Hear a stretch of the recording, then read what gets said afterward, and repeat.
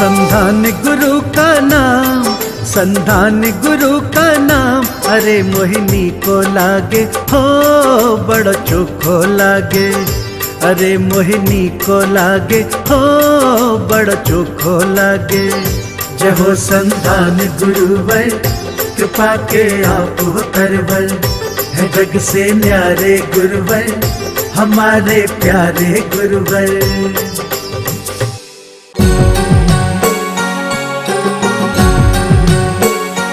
इस कार्यक्रम के पुण्यार्जक हैं माताजी एवं पिताजी श्रीमती कमला जैन, श्रीमान रूपचंद जी जैन, श्री दिनेश जैन, श्रीमती रेखा जैन, दिवेश जैन, तन्वी जैन, दिशा जैन एवं समस्त गंगवाल परिवार, प्रवासी मुंबई, निवासी ब्यावर। बोलो, कोई व्यक्ति यदि सो रहा है और यदि वो सो रहा है तो उसको थोड़ा सा हिलाओगे तो उठेगा या नहीं उठेगा?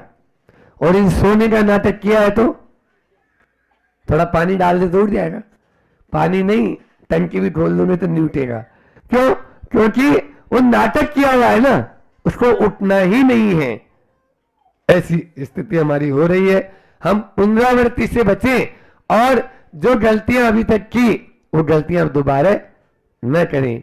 एक बार शिक्षक महोदय ने बच्चों से कहा कि कल कुत्ते पर लेख लिख के लाना, कल कुत्ते पर लेख लिख के लाना। सब बच्चे कुत्ते पर लेख लिख के लाए, सबने जमा करा दिया। जब जांच किया गया, शिक्षिका बैठी हुई है, जब जांच किया गया तो एक लेख ऐसा कि जो पहले के पिछले साल में उसके बड़े भाई ने जो लेख लिखा था ना, वही लेख इसने लिखा। सेम जैसा लेख बड़े भैया ने लिखा था पिछले साल, वैसा का वैसा ही लेख इस बालक ने भी लिखा। दोनों को मिलाया, एक मात्रा, एक हलंत, एक पूर्ण विराम, अल्प विराम का भी फर्क नहीं नजर नहीं आया। तब उस शिक्षक महोदय ने बालक से पूछा, बेटा पिछले साल तेरे बड़े भैया ने ये लेख लिखा था और तुम वो का वही लेख तुम लिख के लेके आया है, ऐसा कैसे? बोले मां साहब, कुत्ता वही है तो लेख दूसरा कैसे आएगा?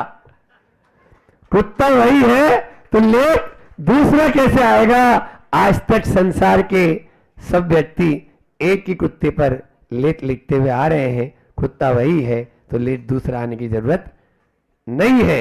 इसलिए दुख से मुक्ति के उपाय क्या है और सुख की ओर जाने के उपाय क्या है, ये हमारे ऊपर निर्भर है। तो मैं बोल रहा था कि आचार्य श्री जी की कल जो पंक्ति सुनाई थी कि वर्ष नहीं उत्कर्ष देखो, उसी पर ये 4 बिंदु है।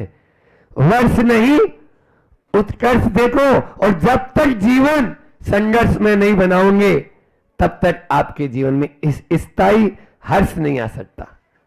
यदि स्थायी हर्ष चाहते हो तो जीवन कोई सपाट मैदान थोड़ी है जो सीधे गाड़ी के ऊपर बैठे और स्टीयरिंग पे हाथ रखा और बस ब्रेक के ऊपर पांव रखा और चला दिया।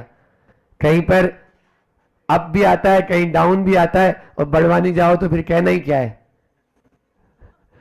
वहां तो ऐसे ऐसे टर्न है कि अंधे मोड़, जगह जगह लिखा हुआ अंधा मोड़। मैंने बोला मोड़ भी अंधा होता है क्या? बोले अंधा मोड़ नहीं है, अगर देख के नहीं चलोगे तो आप अंधे हो जाओगे। हाँ, इसलिए उसका नाम ही है। तो ऐसे तो आज जीवन में भी इसी प्रकार से, तो यहां पर मूक माटी की वो पंक्तियां आपको याद रखना है जो आचार्य भगवान ने महाकाव्य में लिखी है कि संघर्ष में जीवन का उपसंहार ही हर्ष में होता है। संघर्ष में जीवन का उपसंहार ही हर्ष में होता है। यदि हर्ष आपको यदि चाहते हो, वर्ष मत देखो, उत्कर्ष देखना है, और उत्कर्ष के लिए हर्ष में होना है। हर्ष में के लिए आपको संघर्ष करना है। ये 4 पंक्तियां, जिंदगी जीना आसान नहीं होता, जिंदगी जीना आसान नहीं होता। बिना संघर्ष कोई महान नहीं होता, बिना संघर्ष कोई महान नहीं होता। जब तक न पड़े हथौड़ी की चोट तब तक पत्थर भी भगवान नहीं होता, तब तक पत्थर भी भगवान नहीं होता। आप अपन लोगों को भगवान बनना है तो पत्थर की चोट से नहीं डरना है। जिन जिनको भगवान बनना है उनको पत्थर की चोट से नहीं डरना है, और उसके लिए प्रतिमा लेना है। अच्छा ये बताओ, ये प्रतिमा कैसे बनी? आप देखो ना, प्रतिमा कुछ नहीं है। प्रतिमा में शिल्पी ने कुछ नहीं किया। शिल्पी ने इतना ही क्या, उसमें अपनी ओर से उसने कुछ नहीं किया, बल्कि उसने तो कम किया। जो था मटेरियल उसको हटाया।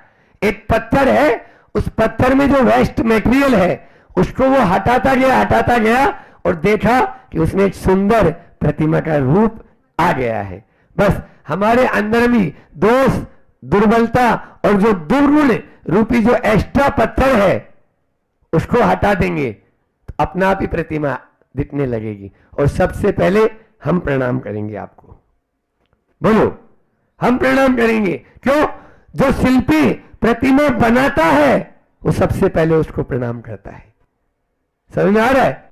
आचार्य श्री जी दीक्षा देते, अभी आपने देखा होगा ना 21 तारीख को नजारा, इस वर्ष के पिछले वर्ष के अंतिम जो है महीने में, कि आचार्य श्री जी ने अपने ही जो गृहस्थ अवस्था के बड़े भ्राता थे उनको अपना ही जैसा, जो औरों को अपने समान कर दे।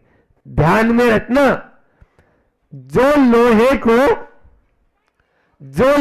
को सोना बनाए, जो लोहे को सोना बनाए वो काम है कच्चा, और जो लोहे को पारस बनाए उसका नाम है सच्चा। उसका नाम है सच्चा। समझ में आ रहा है? लोहे को सोना बनाना बड़ी बात नहीं, लोहे को पारस बना देना, और पारस बना के अब उस पारस से जो लोहा छुएगा वो सोना बनने लग जाएगा। तो एक तरफ सोना बनाना और एक तरफ पारस बनाना, हमारे विद्यासागर जी टकसाल ऐसी ही है। वहां से जो सिक्का निकलता है वो पारस बन के निकलता है कि जैसा मैं हूं वैसा ही औरों को निकालते चले जाते हो। आज वर्तमान की शिक्षा प्रणाली, वर्तमान का एटमॉस्फेयर, वर्तमान का आवो हवा और वर्तमान का जो व्यवहार, रहन सहन, खान पान, ये सब हमको गलत दिशा की ओर लेके जा रहे हैं। इससे बचना बहुत जरूरी है, और वो केवल और केवल मात्र आपको देव शास्त्र और गुरु की शरण में ही हो सकता है, अन्यथा नहीं हो सकता है। आप संसार के कहीं पर भी चल जाओ और वर्तमान में जो स्ट्रगल है वो बड़े स्ट्रगल ऐसे हैं, उनसे जूझने की ताकत केवल दे सकता है तो केवल संत दे सकते हैं। 4 बात आपको और देके अपनी वाणी को विराम करेंगे। सबसे पहला है, मान लो तो हार है और ठान लो तो जीत है। बोल लो एक बार सब, मान लो तो और ठान लो तो जीत है। बस मान लीजिए, किसी की मजाल नहीं है जो आपको हिला दे। बोलो, ये तो मान लेंगे तो आप एक दिन के अंदर जितना जाना चाहेंगे उतना भी चल सकते हैं, और पांव से नहीं। आचार्य श्री जी हमेशा कहते हैं इरादों से चला जाता है, पांव से कोई आदमी यात्रा कर ही नहीं सकता है। संकल्प और इरादे मजबूत होंगे तो आपकी यात्रा बहुत आगे की हो जाएगी। उसके बाद में दूसरा है, सबसे बड़ा रोग, और क्या कहेंगे? लोग। लिख लो, कभी इसको अपने अंदर में हावी मत होने देना। सबसे बड़ा रोग क्या कहेंगे? लोग। और तीसरा है, परिस्थिति हम नहीं बदल सकते लेकिन मनस्थिति तो बदल ही सकते। परिस्थिति हमारे हाथ में नहीं है, जमाना नहीं बदलेगा। लिख लो, स्वयं को बदलना होगा। जमाने को बदलने की कोशिश मत करो, स्वयं को बदलना है। और अंतिम चौथा है, जहां समर्पण है वहां स्वर्ग है, और जहां तर्क है वहां नरक है। जहां समर्पण है वहां स्वर्ग है, और जहां तर्क है वहां नरक है। इसलिए हमें स्वर्ग की ओर चलना है। समर्पण की परिभाषा जो कल मैंने पूरा प्रवचन दिया था श्रद्धा के ऊपर, वही श्रद्धा हमारे भीतर में आए तभी हमारा जीवन उत्थान की ओर जा सकता है। इसलिए हम इस वर्ष को हर्ष में बनाने के लिए, उत्कर्ष करने के लिए अपने संघर्षों से डरे नहीं, तभी हमारा जीवन उत्कर्ष में हो सकता है, हर्ष में हो सकता है। हो आप सभी का भी यह है 9 वर्ष हर्ष में हो, इसी भावना के साथ अपनी वाणी को विराम देता हूं। बोलिए अहिंसा परमो धर्म की। आचार्य गुरुवर विद्यासागर जी महामुनि राज की।